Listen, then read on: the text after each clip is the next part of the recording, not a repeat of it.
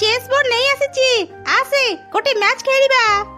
ସେତେବେଳେ କାଉ ରୋଷେଇ କରୁଥିଲା। ତା ସାଙ୍ଗମାନଙ୍କ ପାଟି ଶୁଣି ସେ ବାହାରକୁ ଆସିଲା। ହଁ ହଁ, ମୁଁ ଆସିଗଲି। ଅନେକ ଦିନରୁ ଆମେ ଚେସ୍ ଖେଳି ନାହାନ୍ତି। ଚାଲ ଗୋଟେ ମ୍ୟାଚ୍ ଖେଳିବା। ଆରେ କଣ ଗୋଟେ ପୋଡ଼ିଲା ଭଳି ଗନ୍ଧ ଆସୁଛି ନା? ଆରେ ଆରେ ସର୍ବନାଶ, ମୁଁ ଖାଇବା ରୋଷେଇ କରୁଥିଲି। ଲାଗୁଛି ମୋର ସବୁ ଖାଇବା ପୋଡ଼ିଗଲା। ଏ ହେ କାଉ, ତୋର ତ ସବୁ ଖାଇବା ଜଳିଗଲା। ଏବେ ତୁ କଣ ଖାଇବୁ? କଣ ଆଉ କରିବି, ଆଜି ମତେ ଉପାସରେ ରହିବାକୁ ହିଁ ପଡିବ। ଆରେ ତମେ ମାନେ ଚିନ୍ତା କାହିଁକି କରୁଛ? ମୋ ସ୍ତ୍ରୀ ଆଜି କ୍ଷୀରି ରୋଷେଇ କରିଛି। ଚାଲ ସମସ୍ତେ ଖାଇନେବ। ସତରେ ନା କଣ ସାଙ୍ଗ? ଭାଉଜ ଆଜି କ୍ଷୀରି ରୋଷେଇ କରିଛନ୍ତି? ଅନେକ ଦିନରୁ ମୁଁ କ୍ଷୀରି ଖାଇନି। ଆଜି ତ ମଜା ଆସିଯିବ। ଚାଲ ଚାଲ ଶୀଘ୍ର ତ ଘରକୁ ଯିବା। ଏମିତି କଥା ହେଇ ସମସ୍ତେ ରାଜୁ ଚଢ଼େଇର ଘରକୁ ଗଲେ ଆଉ ପେଟ ପୁରା କ୍ଷୀରି ଖାଇଲେ। ସତରେ ଭାଉଜ, ତୁମ ହାତ ତିଆରି କ୍ଷୀରି ଖାଇବାକୁ ନା ଭାରି ବଢିଆ ଲାଗେ। କ୍ଷୀରି ତ ନୁହଁ, ଅମୃତ। ତାପରେ ସବୁ ସାଙ୍ଗ ନିଜ ନିଜ ଘରକୁ ଫେରିଗଲେ। ରାଜୁର ସ୍ତ୍ରୀ ଅଛି ବୋଲି ସେ ପ୍ରତିଦିନ କେତେ ବଢିଆ ବଢିଆ ଖାଇବା ଖାଇପାରୁଛି। ମୋର ବି ଯଦି ସ୍ତ୍ରୀ ଥାନ୍ତା, ମୁଁ ପ୍ରତିଦିନ ସ୍ୱାଦିଷ୍ଟ ଖାଇବା ଖାଇପାରନ୍ତି। ହେଲେ ମୁଁ ତ କଳା, ମତେ କିଏ ବାହା ହେବ? ଏମିତି ଚିନ୍ତା କରି କାଉ ଶୋଇ ପଡିଲା। ସକାଳେ ସେ ଦେଖିଲା ତା ଘରେ ସଉଦା ନାହିଁ। ସଉଦା କିଣିବା ପାଇଁ ସେ ବଜାରକୁ ଗଲା। ଆରେ ଏ ଝିଅଟା ତ ମୋ ପରି ଦେଖିବାକୁ କଳା। ସେ କଳା ହେଲେ ବି ଭାରି ସୁନ୍ଦର ଦେଖା ଯାଉଛି। ମୁଁ ଯଦି ଏ ଝିଅକୁ ବାହା ହେଇପାରନ୍ତି, ମତେ ଆଉ କଷ୍ଟ କରି ଖାଇବା ରୋଷେଇ କରିବାକୁ ପଡନ୍ତାନି। ଏଇ ତ ଆଗରେ ଗୋଟେ ଗୋଲାପ ଗଛ ଅଛି। ମୁଁ ଗୋଟେ ଗୋଲାପ ଫୁଲ ଧରି ସେ ଝିଅ ପାଖକୁ ଯାଏ।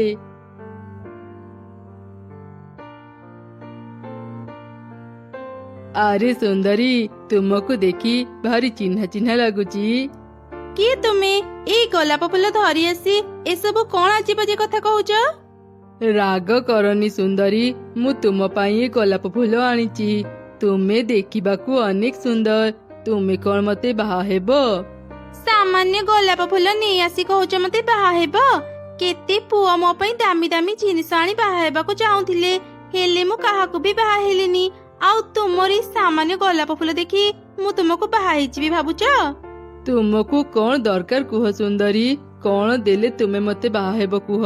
ମୁଁ ତୁମକୁ ତାହା ହିଁ ଆଣିଦେବି। ସତରେ? ମୁଁ ଯାହା କହିବି ତୁମେ ମତେ ଆଣିଦେବ? ତେବେ ଠିକ ଅଛି, ମୋ ପାଇଁ ଗୋଟେ ବଡ ସୁନାହାର ଆଣ। ସୁନାହାର ଦେଲେ ଯାଇ ମୁଁ ତୁମକୁ ବାହା ହେବି। ସୁନାହାର? ଆରେ ମନେ ପଡିଲା, ମୋ ସାଙ୍ଗ ରାଜୁର ସ୍ତ୍ରୀ ଗୋଟେ ସୁନାହାର ପିନ୍ଧିଥିଲା। ସେଇ ସୁନାହାର ଯଦି ମୁଁ ଆଣିପାରନ୍ତି, ଏ ଝିଅକୁ ଦେଇ ମୁଁ ବାହା ହୁଅନ୍ତି। ହେଲେ ମୁଁ ମୋ ସାଙ୍ଗ ପାଖରୁ ସୁନାହାର କେମିତି ଆଣିବି? ଆରେ ଆରେ, ମତେ ଏକ ଉପାୟ ମିଳିଗଲା।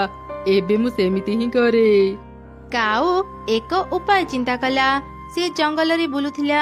ହଠାତ୍ ତାର ନଜର ଏକ କାଠୁରିଆ ଚଢ଼େଇ ଉପରେ ପଡିଲା।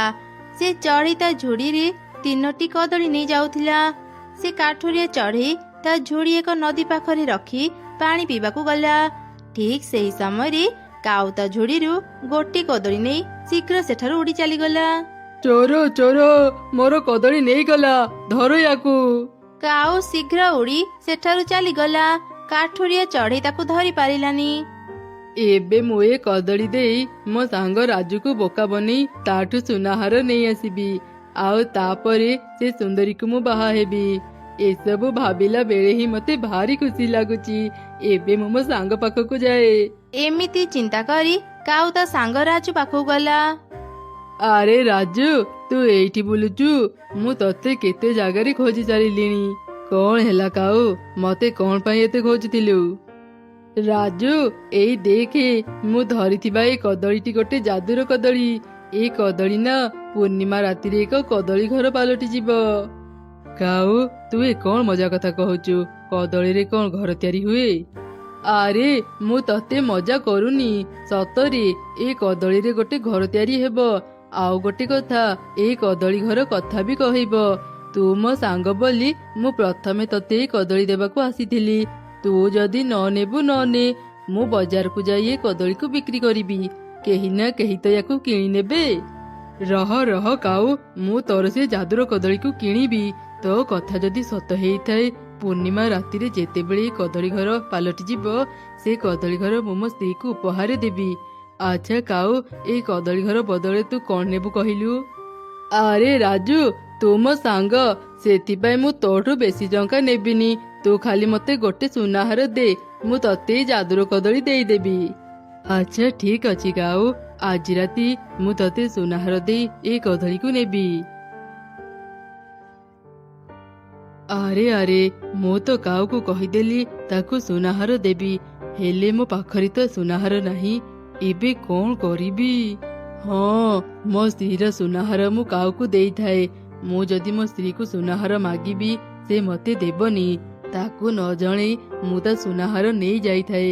ପରେ ଯେତେବେଳେ ମୁଁ ତାକୁ ଯାଦୁର କଦଳୀର ଘର ଦେବି, ସେ ଖୁସିରେ ତା ସୁନାହାର କଥା ଭୁଲିଯିବ। ଏମିତି ଚିନ୍ତା କରି ରାଜୁ ଚଢ଼େଇ ଘରକୁ ଆସିଲା। ରାତିରେ ଯେତେବେଳେ ତା ସ୍ତ୍ରୀ ଶୋଇ ପଡ଼ିଲା, ସେ ଆଲମିରାରୁ ସୁନାହାର ଚୋରି କରି କାଉ ପାଖକୁ ଗଲା, ଆଉ ତାକୁ ସୁନାହାର ଦେଇ ତାଠୁ ଯାଦୁର କଦଳୀ ନେଇ ଆସିଲା। ପରଦିନ ସକାଳେ, ଏଇ କଣ, ଆଲମିରାରେ ତ ମୋ ସୁନାହାର ନାହିଁ। ମୁଁ ତ ଏଇଠି ରଖିଥିଲି, ମୋ ସୁନାହାର କୁଆଡେ ଗଲା? ରାଜୁ, ରାଜୁ ଶୀଘ୍ର ଏଠାକୁ ଆସ। ଆରେ କଣ ହେଲା? ତୁ ମତେ ଏମିତି ଡାକୁଛୁ କଣ ପାଇଁ? ରାଜୁ, ମୋ ଆଲମିରାରେ ମୋ ସୁନାହାର ନାହିଁ। ଘର ସାରା ଖୋଜି ସାରିଲିଣି, ହେଲେ କୋଉଠି ବି ପାଇଲିନି। ଘରେ ଯଦି ନାହିଁ, ତାହେଲେ ଲାଗୁଛି କୋଉ ଚୋର ଆସି ତ ସୁନାହାର ଚୋରି କରି ନେଇଯାଇଥିବ।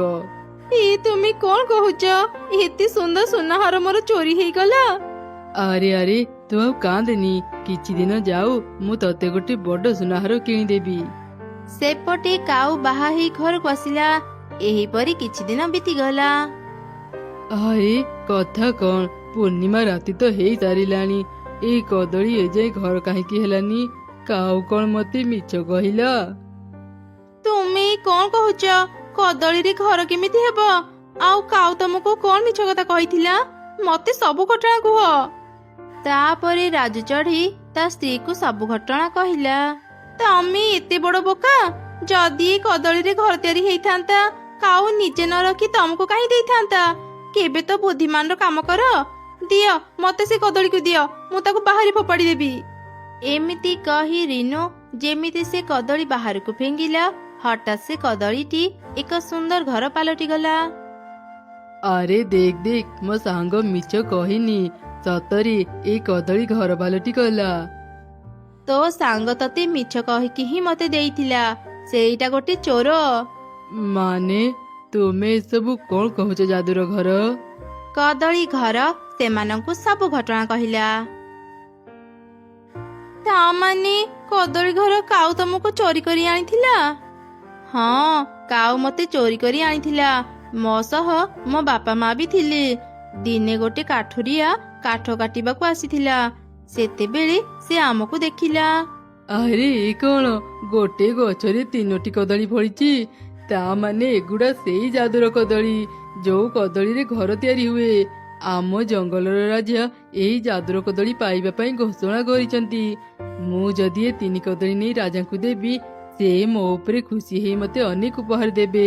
ମୁଁ ଏବେ ହିଁ 3 ରଙ୍ଗର କଦଳୀ ନେଇ ରାଜାଙ୍କ ପାଖକୁ ଯାଏ। କିଏ ତୁ? ମୁଁ ତତେ ମୋ କଦଳୀ ଦେବିନି, ତୁ ଚାଲିଯା ଏଠୁ। କଣ କହିଲୁ? ତୁ ମତେ କଦଳୀ ଦେବୁନି? ତେବେ ତୁ ରାଜାଙ୍କ ହାତରେ ହିଁ ମରିବୁ। ତୁ ମତେ କଦଳୀ ନ ଦେବା କଥା ଯଦି ରାଜା ଜାଣିବେ, ସେ ତତେ କାଟି 4 ଫାଳ କରିଦେବେ, ବୁଝିଲୁ? ନା ନା, ମୁଁ ଏତେ ଶୀଘ୍ର ମରିବାକୁ ଚାହୁଁନି। ତୁ ମୋ ଏଇ 3 କଦଳୀକୁ ନେଇଯା।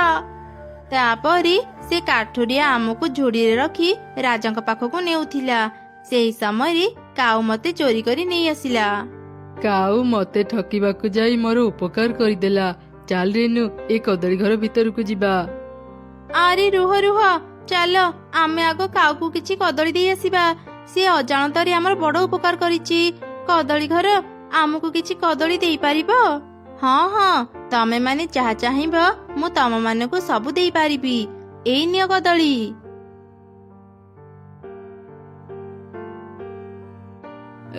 ରାଜୁ, ତୁ ଏଠି? ଭୟ କରନି କାଉ, ମୁଁ ତ ପାଖରୁ ମୋ ସୁନାହାର ନେବାକୁ ଆସିନି। ମୁଁ ତତେ ଖୁସି ହେଇ କିଛି କଦଳୀ ଦେବାକୁ ଆସିଛି। ଏଇ ନେ। ମାନେ ମୁଁ କିଛି ବୁଝିପାରିଲିନି। ତାପରେ ସେମାନେ କାଉକୁ ସବୁ ଘଟଣା କହିଲେ। ସେ କଦଳୀକୁ ମୁଁ ଚୋରି କରିଛି, ତା ମାନେ ସେ ଘର ମୋର। ମୁଁ ସବୁ କଥା ଶୁଣିଲି। ତୁ ଏତେ ବଡ ଚୋର, ଅନ୍ୟକୁ ଠକି ସେ ସୁନାହାର ଆଣି ମତେ କହିଲୁ ତୁ ବହୁତ ଧନୀ, ତୋ ପାଖରେ ଏମିତି ଆହୁରି ସୁନାହାର ଅଛି।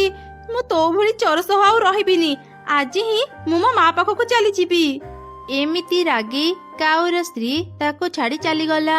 କାଉ ମନ ଦୁଃଖରେ କାନ୍ଦିଲା। ଦେଖିଲ କାଉ ଭାଇ, ଅନ୍ୟକୁ ଠକିବାକୁ ଗଲେ ନିଜେ ହିଁ ଠକାମିରେ ପଡନ୍ତି। ତମେ ଆମକୁ ଠକି ଆମର କ୍ଷତି କରିବାକୁ ଚାହୁଁଥିଲ, ହେଲେ ଆମର ଲାଭ କରିଦେଲ। ଆଉ କାହାକୁ ବି ନ ଠକି ଏବେ ସତ୍ ହେଇ ଚଳ।